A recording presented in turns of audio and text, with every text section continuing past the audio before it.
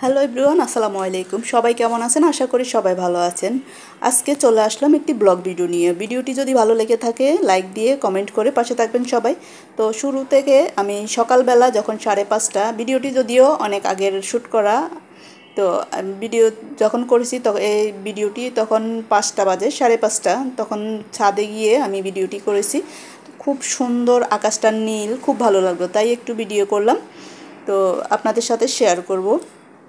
আকাশটা খুব যখন সূর্য উঠে উদয় হয় তখন কিন্তু অনেক সুন্দর হয়ে যায়, রাস্তাঘাটে মানুষ থাকে না, তারপরে খুব সুন্দর আকাশটা নীল হয়ে যায় আস্তে আস্তে তখন সূর্য ওঠে।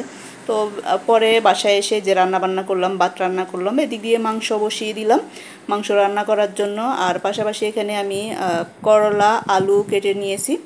করলা আলু কেটে আমি পাতলা করে কেটে নিয়েছি, রান্না করব। আমি সবসময় করলাটা একবারে পাতলা করেই কেটে তারপরে রান্না করি, তাহলে দ্রুতভাবে রান্না হয়ে যায় আর খেতেও ভালো লাগে। আর রান্না করেছি ডাউল, পাশাপাশি ভাজি করেছি ঢেঁড়স, কই মাছ রান্না করেছি।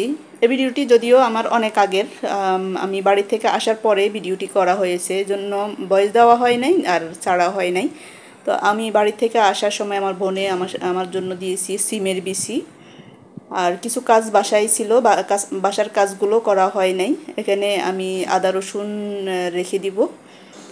এরপরে বাহিরের অবস্থা দেখুন, তখন রোদও তেমন ওঠে নাই, অবস্থা খুব মানে বাহিরের ওয়েদারটা খুব ভালো ছিল, খুব সুন্দর একটা ঠান্ডা ঠান্ডা ভাব ছিল, একটু বৃষ্টি বৃষ্টি ভাব ছিল ওই সময়, খুব ভালো লাগছে। আর আমার বাসা থেকে এই যে আম গাছটা দেখা যায়, খুব সুন্দর, বৃষ্টির পরে আম গাছটা এত সুন্দর হয় আর আমগুলো খুব দেখতেও খুব ভালো লাগে।